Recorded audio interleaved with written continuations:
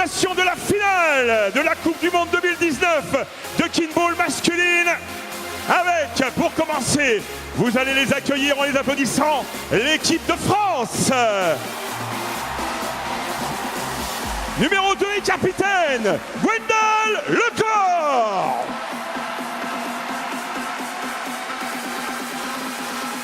Numéro 5, Emmanuel Billud.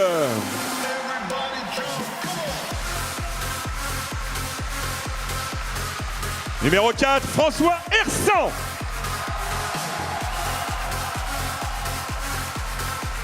Numéro 10, Lucien Roux.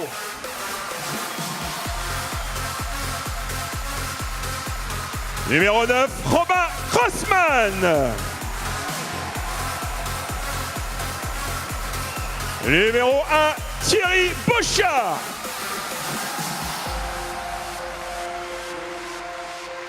Numéro 7, Vincent Hersan.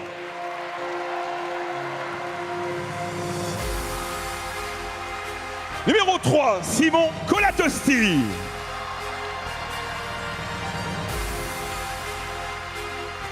Numéro 12, Thibaut Sébille. Numéro 6, Thibaut Charlier. Et numéro 8, Quentin Coubronne. Et l'équipe de France est entraînée par Thuong Huy Nguyen.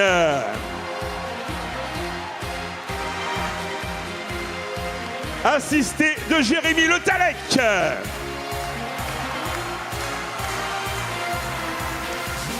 Et de Thomas Eraka.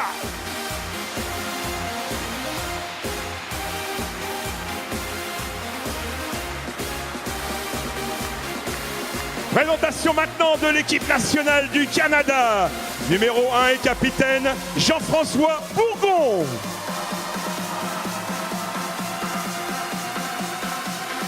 Numéro 8, Patrice Hunot-Genest.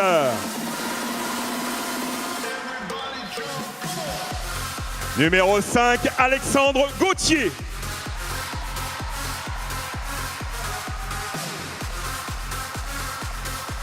Numéro 10, Marc-Antoine Pépin.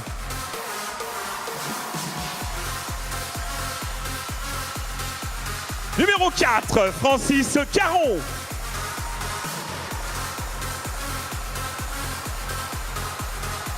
Numéro 3, David Latendresse. Numéro 6, Alexandre Lefebvre.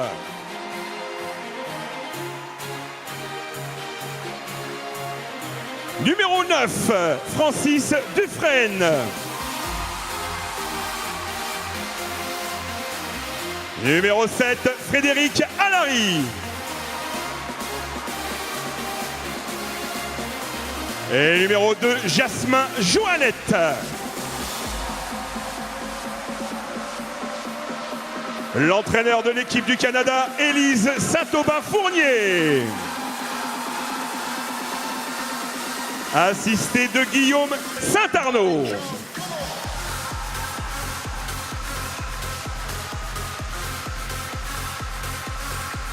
Présentation maintenant de l'équipe nationale du Japon. Numéro 1 et capitaine, Masato Yoshida. Numéro 2, Shinya Sekikawa.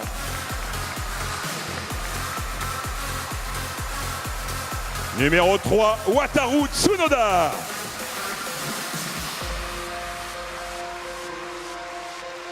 Numéro 5, Ryomu Tanaka.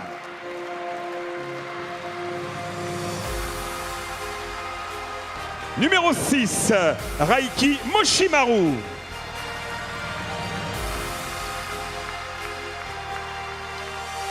Numéro 4, Tsuyoshi Miyo.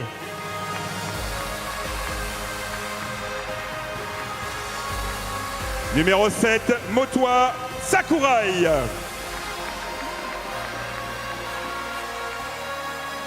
Numéro 8, Hiroki Sakakibara.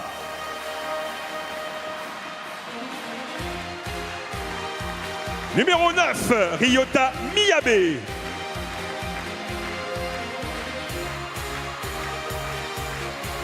Numéro 10, Shoma Sato.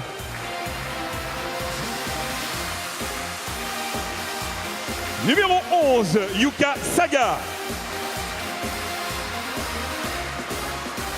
Et numéro 12, Yuki Yamaguchi.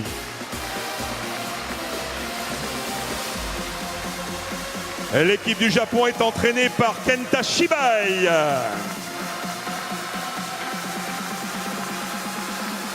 Assisté de Michiko Kurokawa.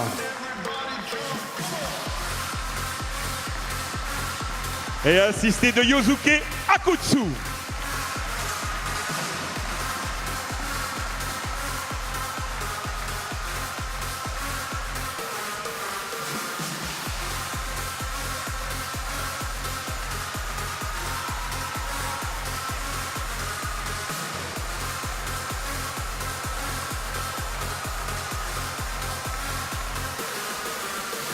Allez, place maintenant, avant le début de cette grande finale, aux hymnes nationaux. Je vais vous demander de vous lever pour écouter l'hymne national de la France, The French National Anthem.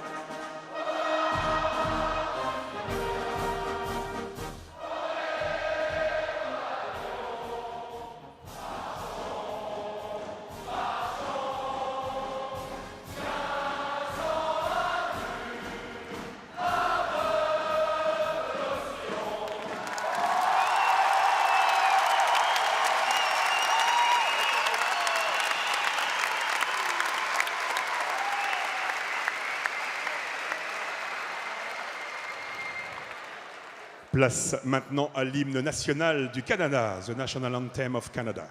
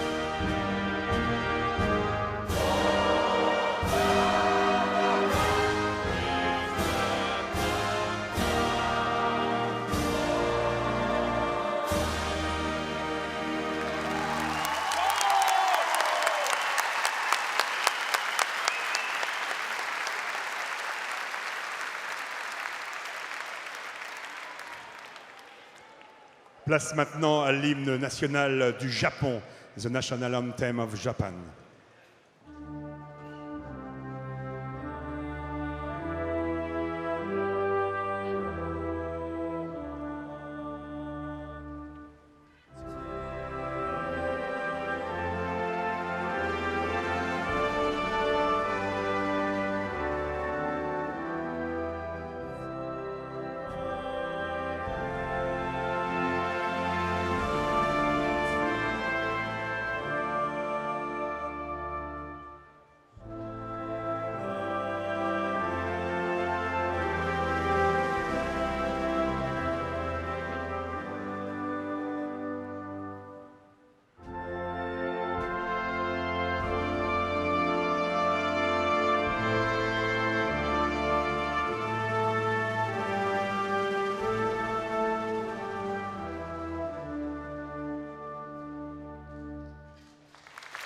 Merci.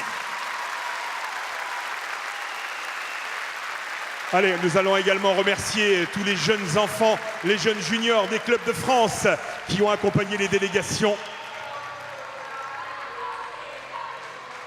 Et juste avant donc que débute cette rencontre,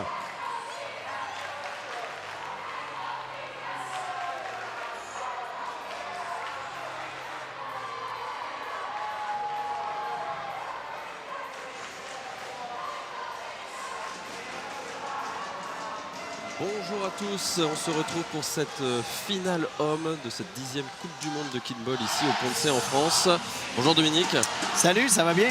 Ça va super, superbe ambiance dans cette salle Athlétis.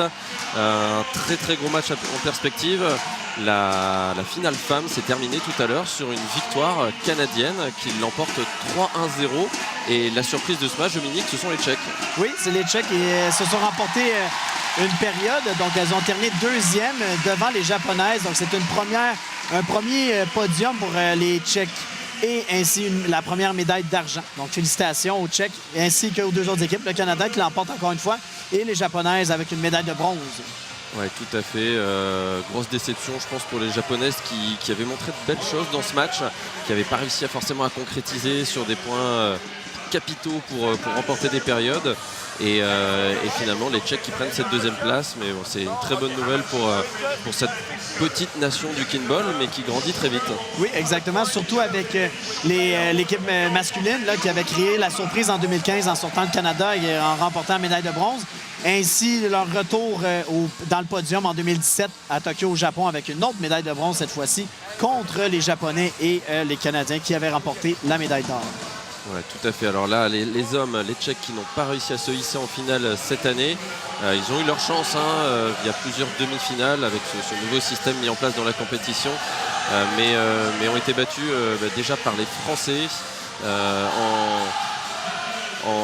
je dirais dans les premiers matchs de la compétition. Lors d'une première demi-finale, les Français se sont hissés et ont rejoint les Canadiens en finale. Et puis ensuite, les Japonais ont réussi à battre la République tchèque et la Belgique assez facilement finalement hier soir. Oui, exactement. Ce fut un match, malgré le pointage qui fut quand même assez évident. On a eu des fois droit à des belles confrontations là, entre les différentes équipes, des jeux spectaculaires. En fait, on ne peut pas s'attendre à moins de la part des Japonais et des Tchèques qui ont un style de jeu un peu qui se ressemble, là, malgré qu'ils ne sont pas sur le même continent. Donc, très souvent, on devrait voir les Japonais aujourd'hui faire des jeux spectaculaires, des sauts, des plongeons, des glissades, un peu comme les deux autres équipes. Mais quand on voit les Japonais, on trouve que... Moi, personnellement, je trouve ça très impressionnant. Oui, c'est clair. C'est pour ça qu'ils arrivent à gagner la ferveur souvent du public, parce qu'ils ont un jeu aussi bien offensif que défensif, très impressionnant. On va pas se mentir, aujourd'hui le Canada reste favori. La seule fois où ils n'ont pas été en effet champions du monde, c'était en 2015, oui, lorsqu'ils avaient été éliminés en demi-finale à la surprise générale par les Tchèques. C'est le Japon qui en avait tiré profit pour être champion du monde. Mais toutes les autres années, les Canadiens ont dominé les compétitions. Et le match qui va démarrer avec les Français au ballon.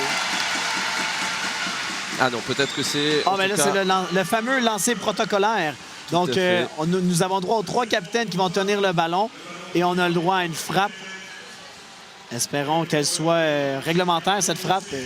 Tout à fait, Dominique. On voit que... Et on essaie avec le lob à l'intérieur du milieu du terrain. Voici le premier point du match. Tout à fait. Et Pidgey,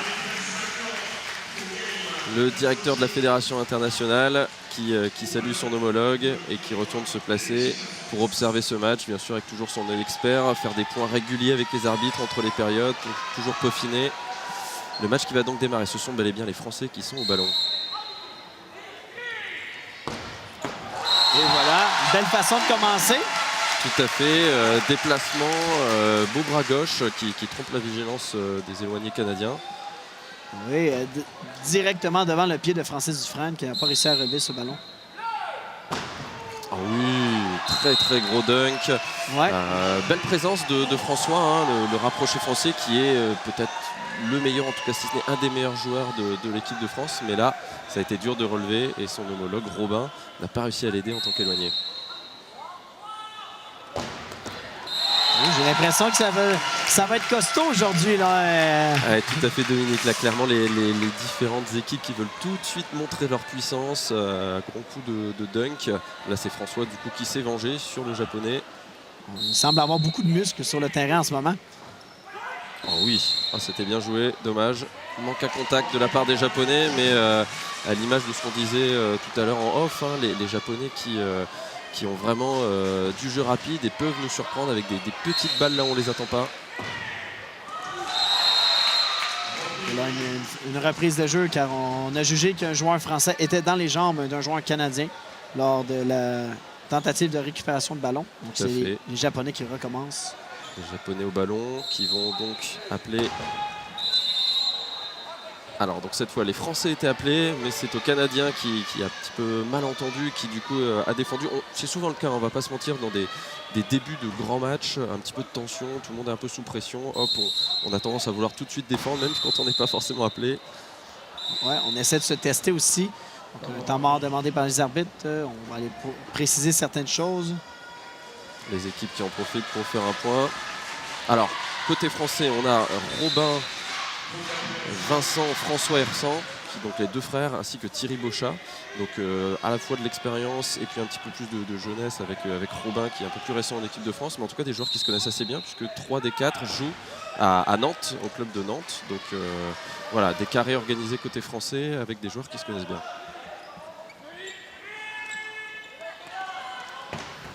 Oh, bien suivi de la part de Francis Caron sur cette séquence. C'est très important et ça va donner du momentum à l'équipe.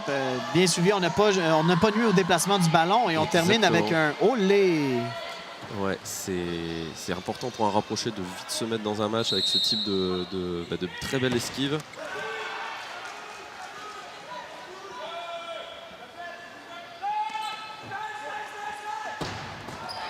Bien suivi cette fois de la part des Français qui avaient switché de rapproché lorsque le déplacement était parti à l'opposé. Une belle frappe de Thierry là-dessus. Le Canadien à l'attaque. Ah, dommage. À nouveau, les Français qui avaient switché. C'était cette fois Robin qui était venu se coller. Il était peut-être encore un petit peu loin au moment de la frappe. Hop, belle frappe de la part de Patrice Huneau-Genel là-dessus. Tout à fait. Les bras un petit peu plus tendus de la part de Robin. Et la prochaine fois, il l'aura. Les Canadiens qui font déjà la course en tête. 6-4-4. Pour l'instant, ce sont les Japonais qu'on ne voit pas trop. Et là, hélas, faut un petit peu dommage extérieur de la part des Français. Et là, on essaie de brasser un peu les cartes du côté du Japon en faisant un changement au niveau de leur quatuor sur le terrain. On essaie de dynamiser cette partie pour essayer d'embarquer dans le rythme. Tout à fait. Le risque, clairement, contre les Canadiens, c'est que lorsqu'ils sont partis, ils sont difficiles à rattraper. Et si on leur laisse trop facilement cette première période, les deux autres équipes auront beaucoup de mal déjà à revenir dans ce match. En tout cas, il déroule pour l'instant. Petit déplacement pour bouger un peu les lignes, même côté éloigné. Et puis derrière, très grosse frappe, 90. Encore une frappe de Patrice Huneau-Genel. C'est un joueur à surveiller aujourd'hui. Allez, aucune difficulté là pour les Canadiens.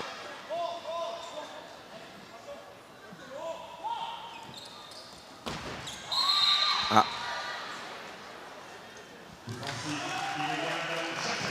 Donc là, les Français étaient appelés. Les Japonais pensaient que c'était à eux d'attraper le ballon. Ouais, c'est défense illégale. Comme tu disais tout à l'heure, Dominique, le carré japonais qui vient de rentrer, qui n'a peut-être pas forcément fait attention au point.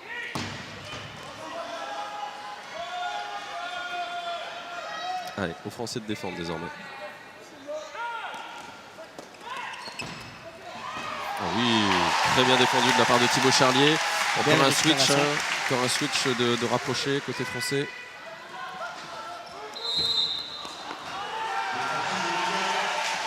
Ouais, ça rapporte une longue passe haute dans les airs et finalement on réussit à battre le rapproché sur cette séquence. Ouais, tout à fait. C'est Manu là qui montre bien qu'il est gêné. Ouais. Hop. Francis Caron qui était un peu dans les jambes. C'est pas grave. À ce moment-ci de la partie, on peut se permettre ce genre d'erreur quand on a toujours les devants. Et puis il vaut mieux prendre un point là au centre du terrain. C'était trop rapide sur cette séquence. On a vu que Un joueur de l'équipe canadienne ne touchait pas au ballon au moment de la frappe. Je crois que On va le c'était voir ici. Patrice Soulot-Genet ici. Le 10, non? Le numéro 10 ou le Peut-être. numéro 8? En tout cas, les deux étaient limites. Oui, ça va très vite. Ah oui, très bien joué. C'est Quentin là, qui se fait embarquer dans cette grosse feinte. Quentin, le rapproché français, puisque Bon, on l'a vu, c'était une belle feinte exécutée par les Canadiens. On croyait que n'importe quel des 3 joueurs aurait pu tirer. oui, puisque les Français ont également changé de carré. Hein. On a là sur le terrain Emmanuel Bilogue, Quentin Coubronne. Petit déplacement là. Hop. Ah, dommage. Ah, dommage de sortir sur cette faute, mais à ce niveau-là, il faut tenter, il faut essayer de faire des choses compliquées si on veut l'emporter. Les Japonais qui désormais se retrouvent en petite finale face aux Canadiens.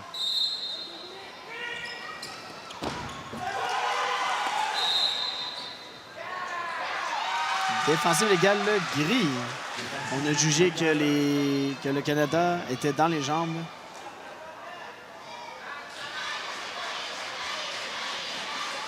C'est ce qui peut causer parfois problème lorsqu'on a 4 joueurs qui peuvent bloquer le ballon selon où est-ce que l'amorce arrive. Alors, pas mal d'espace là, les joueurs qui partent très loin. Ouais, c'est bien joué, très belle 90. Belle frappe de Marco ici. Ça va être dur pour les Japonais qui sont menés de 2 points. 1 point de la victoire sur cette période pour les Amorce. Canadiens. Une belle amorce ici qu'on a vu de Marco Pépin. Il allait dans une certaine direction et finalement il termine à frapper dans une direction presque opposée. Donc il est très difficile pour la défensive adverse d'essayer de récupérer ce ballon. 12-10 donc pour le Canada. Ça va être compliqué pour les Japonais qui sont sur ligne. Donc forcément moins d'espace. On va voir qu'est-ce qu'ils arrivent à sortir pour essayer de mettre en difficulté les Canadiens. Oui, et on ne veut pas leur donner un ballon qui est trop facile car on sait que le Canada est une équipe qui peut sortir un jeu rapide à son tour. Donc on essaie d'éviter, on va essayer ici d'éviter de lancer le ballon vers le centre. Tout à fait. Alors, ils ne changent pas forcément de place pour le ballon, pour un éventuel déplacement. Ouais. Et voilà. C'est bien joué, c'est bien joué. Il n'y avait pas beaucoup d'angles sur cette ligne, mais ils en ont trouvé un. En faisant un bon bloc au rapproché. Surtout en plus que la défensive du Canada essaie de favoriser la frappe vers le centre. Donc, excellent point de la part du Japon. Tout à fait, c'était osé puisque le rapproché aurait vraiment dévié vers le centre, ce qui aurait permis à Grosgel. Allez, dommage. Et c'est une première période remportée par le Canada, assez logiquement, Dominique, oui. Au vu de cette période et de la prestation des 3 équipes. Les Canadiens qui ont vraiment cette capacité à toujours très très vite rentrer dans les matchs. Là où parfois d'autres équipes ont besoin de se roder un petit peu plus. Oui, c'est une équipe qui a été préparée mentalement à ce genre de match depuis les tout débuts. Le camp de sélection de l'équipe canadienne a été débuté à l'automne 2018. Donc, près d'1 an là, avant la compétition en ce moment. Alors Dominique, au Canada, est-ce que vous avez justement un petit peu des préparations mentales au-delà des grosses prépas physiques qu'on imagine bien? Je crois que oui. Je sais que l'équipe canadienne, depuis le match qu'ils ont échappé en 2015, je crois que la préparation mentale n'est pas à laisser de côté.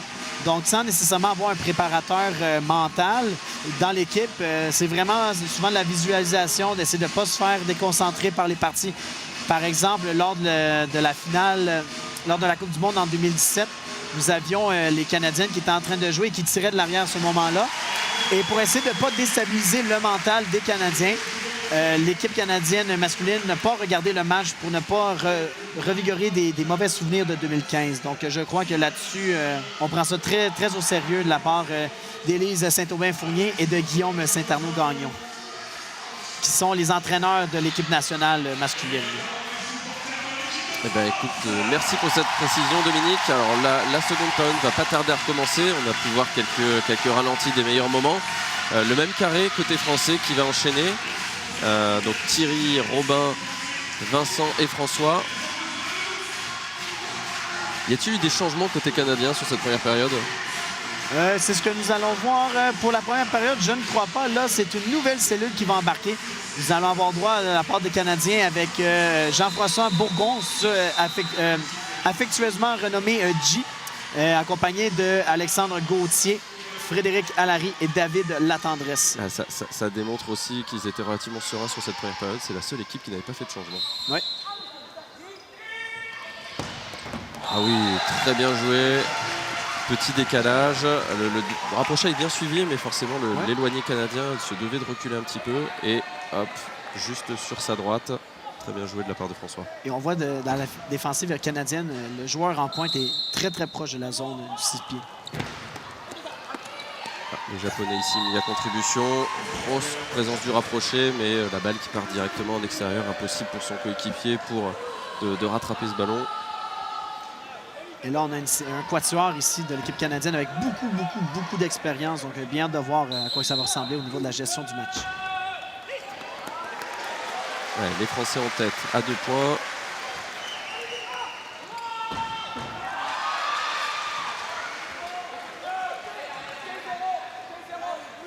Alors, les Japonais, hop, déplacement. Ah, reprise de jeu. L'arbitre principal de ce match qui a gêné un petit peu un attaquant japonais. Donc on préfère arrêter plutôt que forcément de faire une attaque qui serait moins décisive, moins incisive à cause de cette gêne. Belle frappe en puissance de la part de l'équipe japonaise directement dans l'espace libre ici. Comme on peut revoir sur la séquence, on n'avait aucun joueur français prêt et disponible à attraper ce ballon. Ouais, la Thierry du coup n'était pas du tout. C'était difficile à lire. Alors un bloc là-bas de la part de Thierry. Voilà, très bien joué.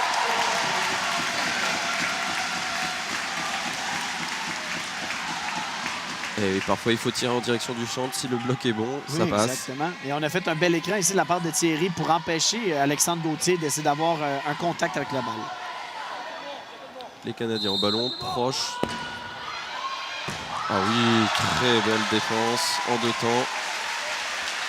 La définition même de deuxième effort ici. Wow! Ah, temps mort. Temps mort arbitre. Alors, que s'est-il passé ici? Petit déplacement en 2 en direction du rapproché. François, du coup, qui s'est dit que c'était bon, qu'il pouvait désormais coller. Et hop, la passe qui part au-dessus. On le voit là. Petit déplacement. Il se dit c'est bon. Et non, la passe qui repart. Donc, défensive légale, car on a jugé que le joueur français a ralenti la progression de la balle. Oui, on l'a bien vu sur ce ralenti. C'était difficile à lire de la part de François, qui s'est dit c'est bon, le déplacement effectué, je peux aller coller. Et finalement, surprise du côté japonais. Oh oui, c'est magnifique, super bien exécuté. Une excellente façon de se reprendre en main lorsqu'on se fait faire une défensive illégale, c'est d'aller chercher un point. Oui, tout à fait. Là, c'était très bien joué. Le bras gauche de Robin. Après ce déplacement vers le centre du terrain, forcément, les éloignés près des lignes ont suivi le ballon, ont avancé vers le terrain. Oh là, très belle défense à nouveau. Les Japonais qui voulaient envoyer ce ballon en extérieur après que le rapproché est touché, mais son compatriote était là. Oui, belle frappe ici. Belle frappe du bras gauche. Parce que très souvent, on va s'attendre à attraper une balle de la droite. Mais on décide de frapper de la gauche. Donc, une belle frappe de Frédéric Allary sur cette séquence. C'est vrai que la plupart des frappeurs ont des très grosses frappes côté droit, de leur bras droit. Donc, on a tendance à anticiper ce type de frappe. Allez, score un peu plus serré dans cette seconde période. Ah, on a eu quelques changements aussi. Hein. François est le seul Français à être resté sur le terrain. Oh oui. Ah là là. Très lourde comme frappe. On a senti le ballon du moment même où il a été frappé redescendre au sol, là, comme on peut voir sur la séquence. On n'a pas beaucoup de chance de récupérer une sorte de balle comme ça. Tout à fait. Quentin qui nous a sorti une magnifique frappe. Il a toute la puissance, ce joueur, le rapproché français. On va voir, il va sans doute être mis à contribution. Ah oui, bien joué de la part de Gwendal. Belle lecture. Ah, les Français sont chauds là. C'est dommage. Offensive de la part de Quentin. On va revoir sur ce ralenti.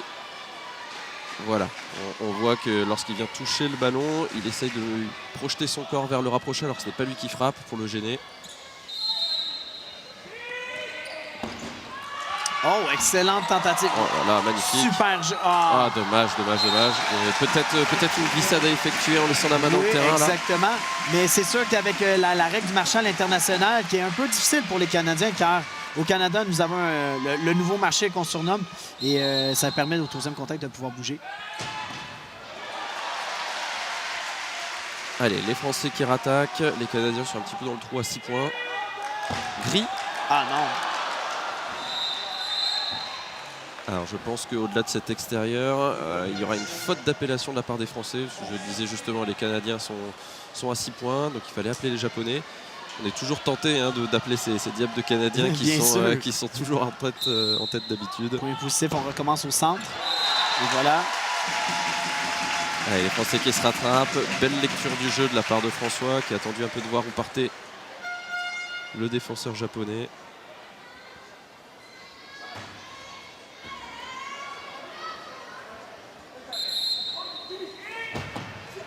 Beau déplacement ici, mais belle récupération.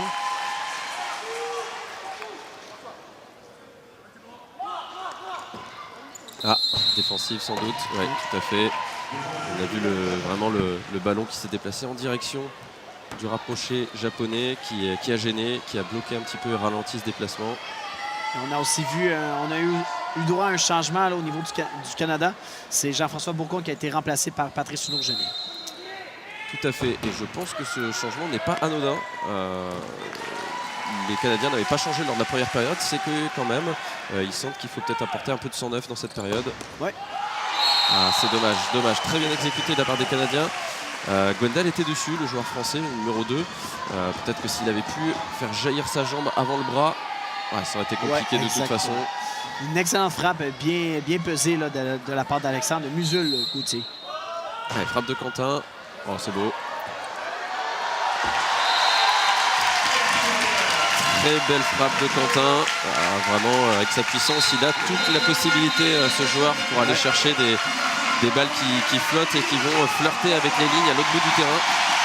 Et les Français qui réussissent à sortir le Japon et vont affronter en petite finale les Canadiens. Changement défensif ici de la part du Canada pour essayer de surprendre les Français.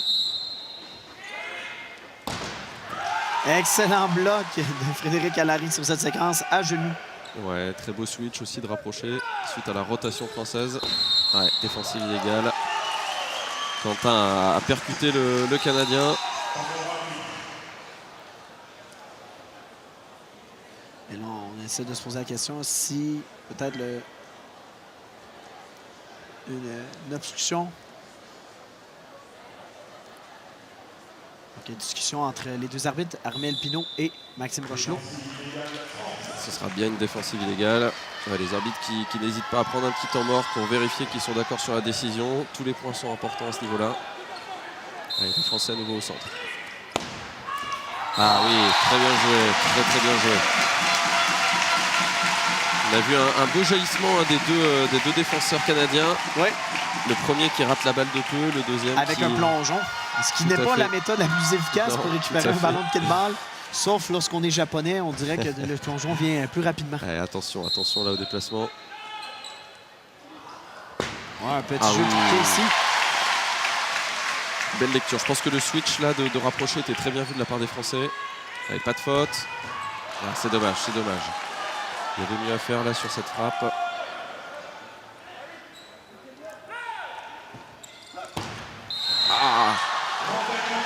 Manque à contact canadien. Et la salle qui s'emballe. On va avoir un point décisif à 12-12, là où on pensait que les Canadiens avaient réussi à remporter cette période. Exactement. Avec cette belle échappée. C'était très serré pour le manque de contact. Et on voit que la foule se lève pour encourager la France qui est à un point de voler une période au Canada et de prendre les devants au Japon. Tout à fait. 12-12, les Canadiens qui vont se retrouver, alors pour le coup, au centre du terrain. Donc ils auront vraiment beaucoup d'angles, ils auront toutes les options. Donc là, ça va être aux Français d'être très solides. Que vont-ils faire? Est-ce que Quentin va rapprocher? Vont-ils faire un switch? Les Canadiens opteront-ils pour un déplacement? On va voir ça tout de suite. Et là, ici, sur le terrain, nous avons droit à 4 joueurs du même club, le club de la Bête en Outaouais. Donc, on a une petite chimie ici. Ils se connaissent très bien, donc. Et voilà. Et très bon bloc sur Quentin, le rapproché français. Et cette lourde frappe qui ne peut pas être rattrapée par Gwendal. Et les Canadiens qui prennent leur envol avec le gain de cette seconde période. Excellente amorce ici de la part des 3 joueurs. Une très belle synchronisation. Donc, ça ne laisse pas beaucoup de chance à la défensive adverse d'essayer de récupérer ce ballon. Alors, bien sûr, pour maximiser le spectacle, on espère que nos amis français et japonais vont pouvoir mettre d'autres périodes. Mais ça va être compliqué, hein. Les Canadiens sont bien en place. Quand même, je ne sais pas ce que tu en penses, mais j'ai l'impression que sur cette période, les 2 autres équipes étaient un petit peu plus en jambes. D'ailleurs, peut-être les Français un peu plus que les Japonais. Oui, les Japonais, j'ai l'impression qu'ils devraient essayer de rebondir dans cette période, car la troisième va devenir très importante. Alors qu'on revoit sur ce ralenti la très lourde frappe de Quentin.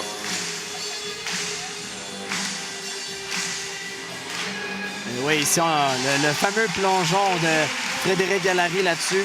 Très difficile à récupérer. Oui, sur cette belle frappe de Gwendal. Gwendal qui est un joueur, on l'appelle un peu le métronome dans le championnat de France parce qu'il a une très bonne vision de jeu, une très bonne capacité avec ses deux grandes allonges, ses 2 bras, à aller chercher tous les angles, tous les trous. Et pas intérêt à ce qu'il voit la moindre anticipation adverse parce qu'il se glisse dedans dans chaque espace pour pouvoir marquer. On le voit assez rarement frapper en équipe de France finalement, mais c'est plutôt efficace. Et là, on a droit à une cellule un peu différente au niveau du Canada. Donc, Marco, suivi d'Alexandre Lefebvre qui fera ses débuts dans cette finale, ainsi que Jasmin Joannette et Patrice Hulot-Genet qui sera là pour donner du support à ce quatuor. Ouais, donc aussi bien de la jeunesse que de l'expérience finalement. Oui, c'est un très beau mélange que nous avons ici. Avec notamment le numéro 5 là, qui porte le ballon, qui est tout nouveau en équipe du Canada. Oh. Ah, c'est dommage, c'est dommage. Thibaut qui s'excuse, le rapproché français. Des très belles feintes ici, ça devient très difficile d'essayer d'attendre la frappe. Pas facile la vie d'un rapproché. Non, surtout que Thibaut, il rapproche depuis quelques temps maintenant, mais c'est pas forcément ses origines, entre guillemets. Il a commencé à éloigner. Petite reprise de jeu ici, car un Japonais a touché au ballon lorsque c'était au Canada de l'attraper. Tout à fait. Je pense qu'il n'y avait pas forcément de joueurs canadiens présents pour la rattraper. Ah. Je tiens à remercier Vincent Lapointe et Marc Aubriard qui m'ont écrit pour me dire que les commentateurs étaient très excellents aujourd'hui. Donc, félicitations à toi aussi.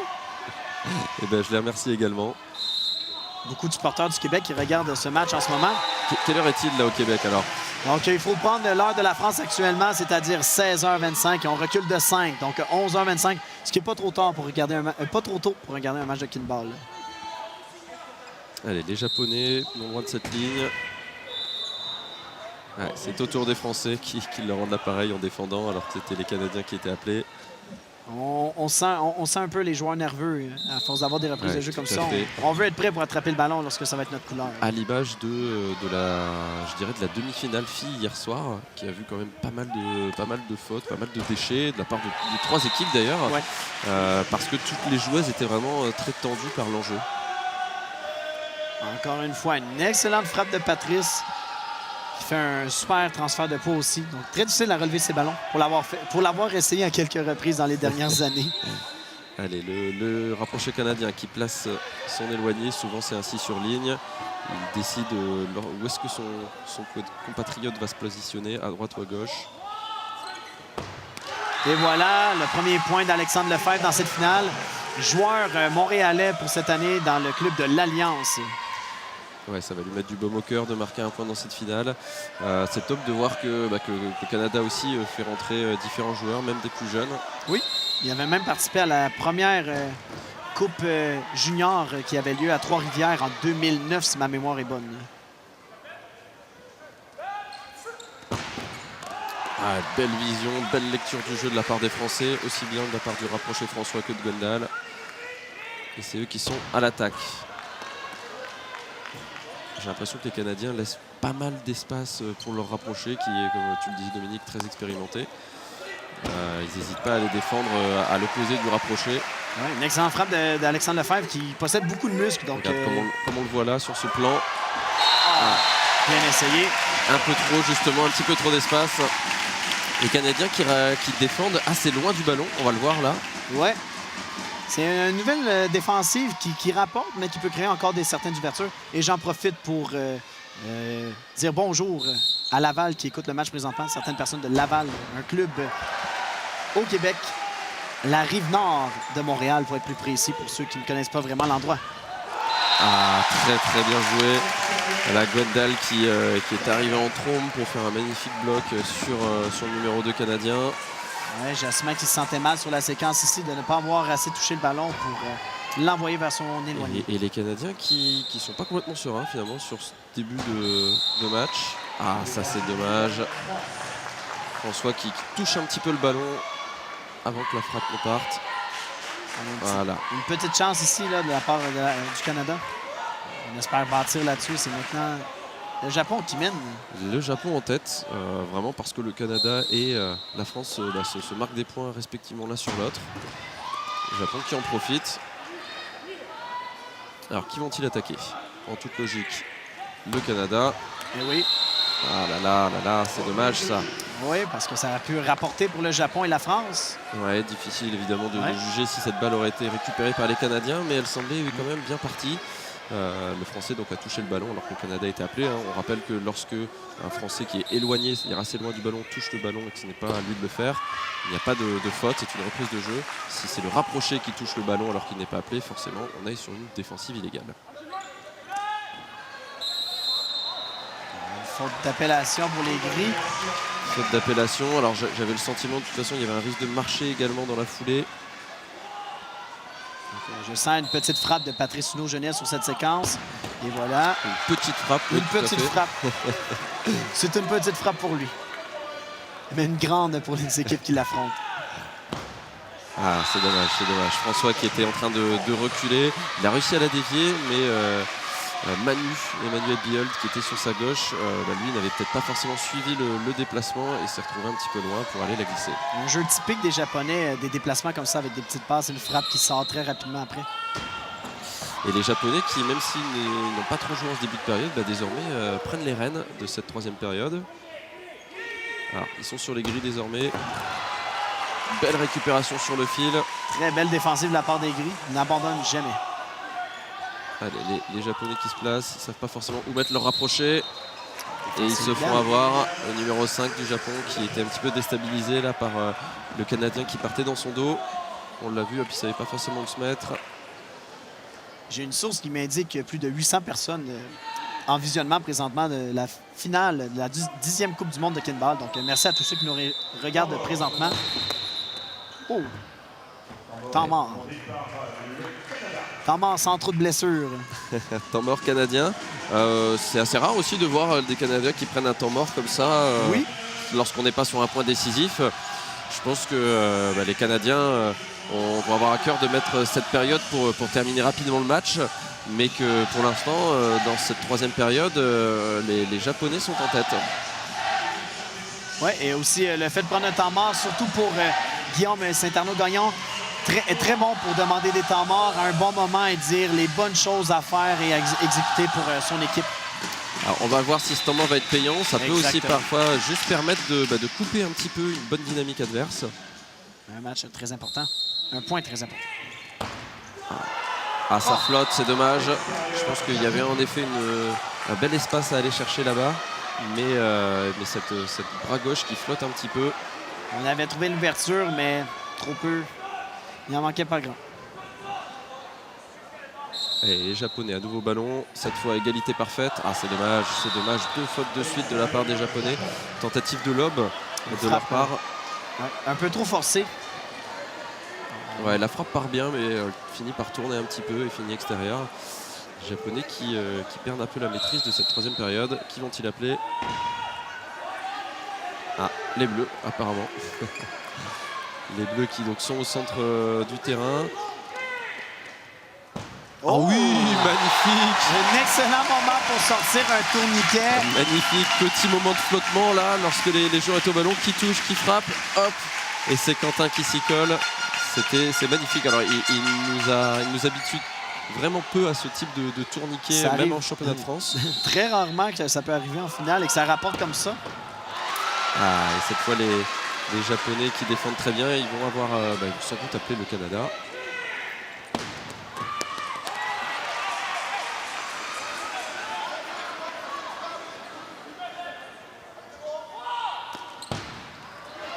Oh, Bien défendu, c'est dommage. Très, Très bel bien espace, placé. très bel espace trouvé par les Canadiens, mais la balle qui flotte un petit peu. on n'a pas terminé le mouvement de la frappe. Ouais, les deux équipes au coude à coude. Ah oui, encore une belle défense. Allez, On il faut sent. marquer. Ouais. Il faut marquer pour les Japonais s'ils veulent se relancer dans ce match. Et voilà. Que vont-ils? Alors, petit temps mort arbitre. Je crois qu'on va se poser la question si c'est une reprise de jeu car un Français touchait au ballon avant que le ballon tombe au sol. Exactement. Oh! Je pense qu'on risque D'aller vers une reprise de jeu. vers un Ouais, c'est échappé. échappé, effectivement. Voilà, les arbitres qui ont toujours pour but de favoriser le jeu ont jugé ici que de toute façon le Français avait très peu touché le ballon et que le Canadien ne pouvait pas le récupérer. Ouais. Donc, bonne nouvelle, on va avoir une autre période après celle-ci. Exactement, on en est ravis, qu'on soit supporter des Japonais, des Français ou des Canadiens. Une Coupe du Monde, c'est tous les 2 ans. On veut voir des périodes dans ce match. On va en avoir pour notre argent. Elle est bien récupérée de la part des Français. Encore une grosse défense. Allez, il faut se replacer en défense, côté français maintenant. Allez, c'est Quentin qui s'y colle à la rapprocher. Déplacement vers lui. Ah oui, belle défense à nouveau de Gwendal et cette très grande allonge. Le support de la foule fait toute la différence. Oh! Très belle frappe. Et François qui essaye d'emballer ce match en exhortant son public. Et on sent la foule qui peut créer une différence en encourageant ses compatriotes comme ça. Là. Ouais, tout à fait. Là, cette fois, c'est les Japonais, logiquement, qui prennent ce temps mort. Les Français sont à 12 points, les Japonais à 10. On est dans la 3e période de cette finale de la Coupe du Monde 2019 de Kinball au Conseil. Les Japonais qui vont devoir vite réagir sur cette période s'ils ne veulent pas laisser les Français prendre cette 3e période, ce qui les mettrait en grande difficulté puisque les Canadiens peuvent très rapidement, on le sait, finir le match. Oui, exactement. Et même si je pense que toutes les équipes là sur le terrain ont pour objectif d'être championnes du monde et de gagner, prendre une période maintenant peut aussi apporter un grand pas vers la 2e place et la médaille d'argent. Oui, car le Canada devrait répondre en Lyon pour la prochaine période. Ouais, bien vu de la part des Français. J'ai trouvé que les Japonais avaient assez peu, côté féminin ou masculin, assez peu de jeu de ligne pour mettre vraiment en difficulté. voilà. C'est très bien joué, François. François qui prend à nouveau le rôle ici et qui fait une magnifique désaxée bras droit, qui crucifie la défense japonaise. on voit François, il que- est chaud. On voit que toute l'équipe française se félicite d'avoir gagné cette période contre le Japon. Et après avoir sorti le Canada, on peut bâtir sur quelque chose. Donc, les prochains points vont être très importants pour la France si elle veut tenter de gagner une autre période.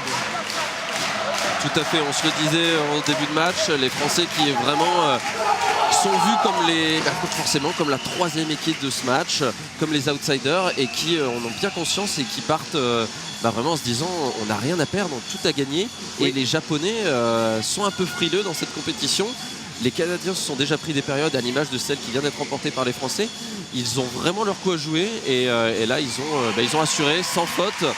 Et c'est notamment les 2 derniers points qui ont été marqués par François, qui est, comme on le disait, un des meilleurs joueurs de cette équipe de France, si ce n'est peut-être le meilleur. Difficile tellement il y a de talent dans cette équipe.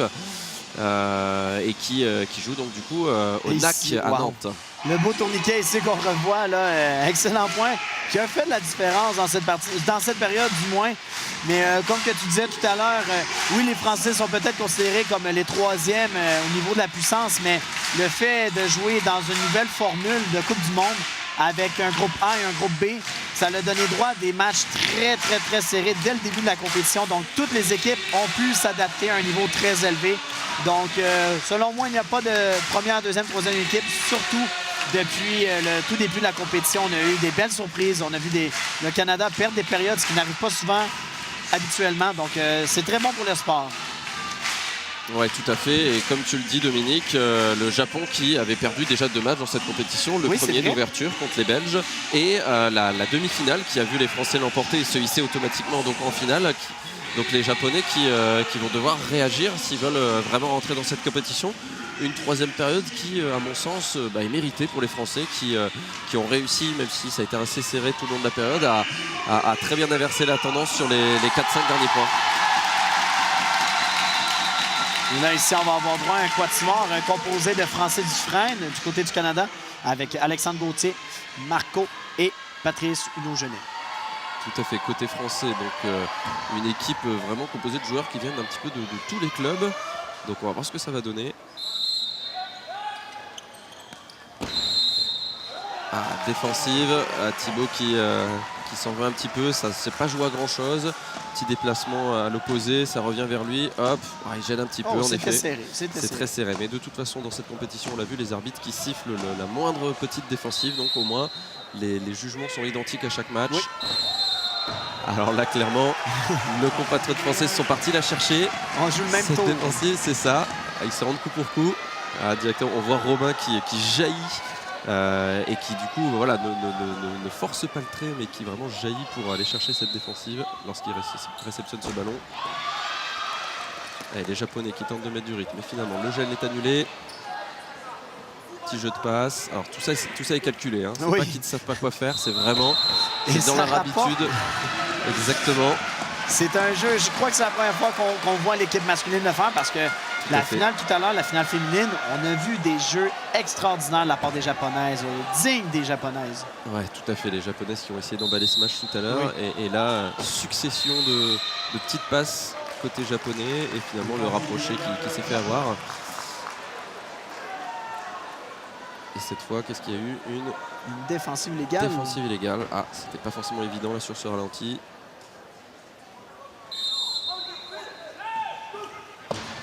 Oh là là, très bien vu de la part de Thibaut, c'est très bien, ça pour se mettre en confiance, en train de rapprocher. Frappe très lourde encore de Quentin. Un petit saut de la part des Japonais.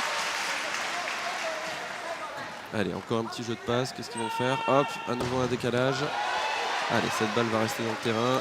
Hop, Thibaut qui s'en empare, qui va au terrain pour la porter. Attention, qui? Peut-être Thierry? Oui, belle frappe de Thierry, un petit peu dévié par le numéro 12, le rapproché japonais. Thierry qui a été le joueur par excellence en 2015, je crois. Tout à fait, élu meilleur joueur de cette compétition, hein, dans mes souvenirs. Ouais. Oh, là là là là là. Mais là, on commence Faute à de manquer temps. de temps. Faute de temps, oh là là, Thibaut qui peut être congratulé par ses coéquipiers. Il a été très solide là en défense face à ses déplacements successifs. Japonais un petit peu gourmand qui du coup ont manqué de temps. Oui, car on n'oublie pas que lorsqu'on touche au ballon, on a 10 secondes pour effectuer une frappe. Donc, les déplacements sont très jolis, mais très longs. Alors là, c'était bien joué de la part des Japonais. Le trou était là, Quentin était battu, mais la frappe qui s'envole un peu et permet à Thierry de la récupérer. Oh oui, très bien joué, Quentin. Très beau bras gauche, bras droit autant pour moi.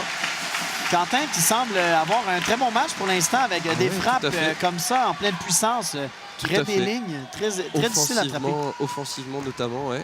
Alors, choix de la part de Tuyong de faire un changement dans le carré français.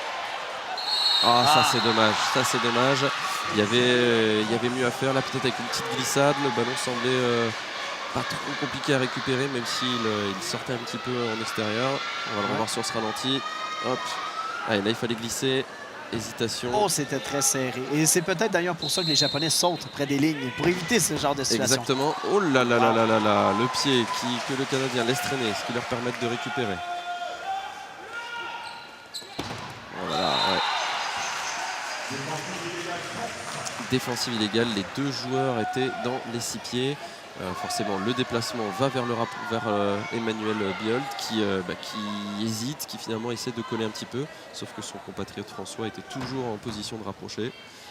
Compliqué à chaque fois dans ce type de déplacement vers les éloignés. Que fait-on? Est-ce qu'on colle? Est-ce qu'on rapproche? Il faut que le rapproché arrive à s'écarter à temps.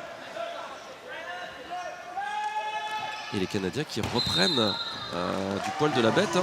Oui, exactement. Et comme on peut voir tout au long de la partie, il s'agit toujours de la même amorce lorsqu'on récupère le ballon. On le rapporte au centre. On a un joueur très proche devant, 2 joueurs sur les extrémités en arrière du teneur de balle. Et On ne change pas une recette qui fonctionne. Là. Tout à fait. Les Japonais au ballon. Alors le changement côté français qui pour l'instant n'a pas encore payé ses fruits. Les Français étaient en tête lorsque le changement a été opéré. Forcément, bon, le nouveau carré doit se remettre un petit peu dedans. Ah, défensive bleue. Une faute qui revient très souvent aujourd'hui.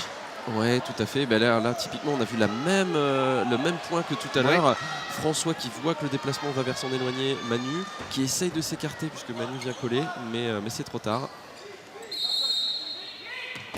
Ah oui, Et on réplique. Bien joué. D'une bonne façon. Très beau bloc de François. Directement sur la ligne. On ne peut pas demander plus précis que ça, c'est-à-dire sur la ligne. C'est du Gwendal tout craché. Le métronome. Hop, la Et feinte, voilà. parfaitement Et oui. placée.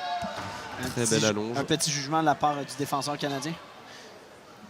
Alors, qui les Québécois vont-ils, les Canadiens autant pour moi, vont-ils On peut appeler dire les Québécois. Assez logiquement, ils appellent les Français puisqu'ils ont une période. C'est dévié par le rapproché par François. Oh, belle frappe de la part de Francis Dufresne, Thibaut Elobé. âgé de seulement 17 ans. Sa première compétition internationale. Et il joue avec les meilleurs sur le terrain en ce moment. Canadien au ballon. Ah, défensive. Et encore une fois, une défensive légale qui rapporte pour le Canada. Clairement, les Canadiens qui mettent beaucoup de points en allant chercher des défensives. Ça fonctionne très bien. Il va falloir que leurs adversaires essayent d'anticiper ce type de déplacement parce que beaucoup de points sont perdus et les Canadiens sont déjà assez redoutables comme ça. Alors que là, un temps mort a été pris. Je prends le temps de souligner, de dire salut à Bruno Bacon-Villemer qui propose le kinball lors de la prochaine Coupe du Monde à RDS avec moi comme commentateur. Et sûrement mon collègue aussi, puisqu'on fait un excellent travail ensemble. Donc on ne sait jamais en 3 ans lors de la prochaine Coupe du Monde de kinball, qui d'ailleurs, les rumeurs courent, mais on ne sait pas encore où sera la Coupe. Mais on parle peut-être de l'Amérique du Nord. C'est à suivre. C'est ce que tout le monde souhaite. Alors, je pense que c'est vrai que ça fait un petit moment, ce serait pas mal. Oui. Point de vue personnel, hein, bien sûr, mais ce serait pas mal que le Canada organise cette future Coupe du Monde. Oui, ben ça fait 10 ans. La dernière Coupe du Monde qui avait lieu au Québec était à Trois-Rivières. Au Québec, je veux dire le Canada. C'était à Trois-Rivières, dans la province du Québec. Donc, déjà 10 ans. Donc, la prochaine Coupe du Monde aura lieu en 2022 parce qu'on recommence, on fait un nouveau cycle de Coupe du Monde, donc sur 3 ans au lieu de 2 ans. Tout à fait. Alors là, qu'est-ce que s'est-il passé? Les Japonais ont mis le point sur les Français. Alors l'arbitre avait fait un petit temps mort pour leur dire de jouer plus vite, un petit avertissement verbal. Les Japonais qui donc ont éliminé de cette 4e période les Français. Assez logique entre guillemets. Il aurait pu être intéressant de les voir peut-être essayer de marquer sur les Canadiens qui auraient peut-être derrière choisi quand même d'attaquer les Français pour les sortir, ayant déjà une période. Et ils préfèrent affronter et tenter leur chance directement. D'avoir leur destin entre leurs mains. Exactement. 2 points d'avance là pour les Canadiens. Ça va être compliqué. Eh oui, la belle frappe de Francis Dufresne. À seulement 17 ans, réussi à faire des points très importants, dont l'avant-dernier peut-être avant de soulever un trophée pour la 9e fois de leur histoire. Exactement. Balle de match là. Hein, et 3 balles de match même, je dirais. Oh. Ah, première sauvée, très bien fait. Très risqué de la part des C'était très Japonais. risqué, mais il faut prendre des risques à ce niveau-là. Et c'est payant, c'était le tout pour le tout. Exactement, quand on est là à 12-9 face au Canada sur ligne, il faut prendre des risques. Et là maintenant, il va falloir être très solide côté japonais. Attention, le rapproché est bloqué. Comment va-t-il se bel écran de la part de... Bon, ça va, c'est facile. Le gel probablement. Ah, il y avait peut-être quelque chose à faire. Les 4 joueurs étaient arrivés assez vite. Alors, peut-être succession de déplacements de leur part. Ah oui! Oh, wow. Oh On a réussi à faire déplacer toute la défensive adverse du Canada et on réduit l'écart à 12-11. Il va falloir de nouveau être très solide en défense. On espère pour que... Excellente feinte qui a trompé Alexandre Gauthier là-dessus. Alors, déplacement peut-être. Allez. Oh, oui. C'est bien joué. Mais allez, oui. pas de faute. On veut que ça se termine sur des très beaux points. Allez. Allez, pas de faute de jouer temps. vite. Voilà, Ah. au moins le point n'est pas perdu. Alors, les Canadiens qui par contre sont en très bonne position de clôturer. Oh, Et voilà! magnifique Encore récupération. oui. Magnifique récupération. Alors, les Mais là, Japonais ont plus il beaucoup faut de jouer temps. rapide, il faut jouer rapide. Exactement, ils le savent. Wow. Oh oui, On a c'était droit à encore une tout belle du frappe. Voilà, magnifique. Wow. des jeux spectaculaires à des moments critiques. Tout à fait. C'est très très serré. Et Et voilà. c'est terminé sur Et cette voilà. très belle frappe. Le Canadien, champion du monde à nouveau. Pour une 9e fois, une deuxième, ils ont maintenu leur champion en titre. Ah, clairement, les Japonais qui n'ont pas démérité, mais là, la surprise finalement de cette finale, c'est la 2e place de la France. Oui, c'est vrai. Faut pas oublier que même si le Canada a gagné, ben, il faut souligner la médaille d'argent des Français. Et oui, aussi, une 3e place peut-être un petit peu décevante pour le Japon. Mais j'ai entendu dire que c'était des nouveaux joueurs pour la plupart. Donc, on peut pas... pour faire un podium, c'est quand même très bien mérité de la part des Japonais. On pouvait pas s'attendre à -2. Ouais, tout à fait. Les Canadiens qui ont su tenir, on l'a dit, ils ont lâché de temps en temps quelques périodes dans cette compétition, mais qui ont quand même dominé les débats, qui ont dominé cette finale. Quelques moments où ils ont été mis en difficulté à l'image de cette période remportée par les Français, qui ont su tirer leur épingle du jeu et finir 2e. Oui, oui. Et félicitations aussi à la nouvelle paire d'entraîneurs de l'équipe masculine, Élise Saint-Aubin-Fournier et Guillaume Saint-Arnaud-Gagnon, qui pour Élise, c'était sa première participation pour l'équipe masculine après avoir fait plusieurs Coupes du Monde, plusieurs titres de championne en tant qu'entraîneuse de l'équipe féminine. Ouais, tout à fait. Une pensée pour nos amis japonais qui ont fait une compétition très compliquée, puisque les 2 équipes japonaises féminines et masculines étaient vice-championnes du monde et se retrouvent avec les médailles de bronze. Oui. Très bien mérité de la part de la France. De remporter la médaille d'argent chez eux, au Pont de C, c'est très bien. Ouais, c'est une magnifique performance des Français. Ce n'est pas leur première médaille d'argent, puisque déjà justement, on l'a dit tout à l'heure, en 2015, le Canada n'étant pas présent en finale, le Japon s'était imposé, les Français avaient fait second. Et là maintenant, on s'impose devant le Japon contre le Canada avec une médaille d'argent. Donc je crois qu'elle a une meilleure saveur que peut-être en 2015, puisque le Canada n'était pas présent. Oui, tout à fait. Les lignes bougent dans le kickball mondial. Les écarts se resserrent. Et même si le Canada domine encore, aujourd'hui, on voit que derrière, il y a des bonnes surprises. Et ça augure de très belles futures compétitions, Dominique. Oui, exactement. Donc, on ne sait jamais, peut-être une surprise en 2022 au niveau du classement international. On ne sait jamais. Le Canada n'est jamais à l'abri d'une surprise. On l'a vu en 2015. On ne sait pas ça sera quand la prochaine fois. Le plus tôt que ça peut arriver, ça sera en 2022. On verra rendu là-bas. Tout à fait. Les équipes qui saluent le public. Je tiens à souligner tout le comité organisateur de la Coupe du monde des Ponts de C, la 10e édition. Très bien organisé au niveau de la compétition à l'Open international. On a un droit à toute une compétition, autant dans l'amateur que dans le pro. Donc, chapeau à l'organisation qui travaille dessus depuis 32 mois, de ce que j'ai entendu. Oui, ils sont sur le sujet depuis très très longtemps. Et c'est vrai que nous, pour l'avoir vécu de l'intérieur, c'était très très bien organisé. Eh bien, écoutez, merci à tous, merci de nous avoir suivis. On va terminer par les meilleures actions de ce match. Et on vous dit à très bientôt. Merci beaucoup de nous avoir écoutés. Bonne journée. Au revoir.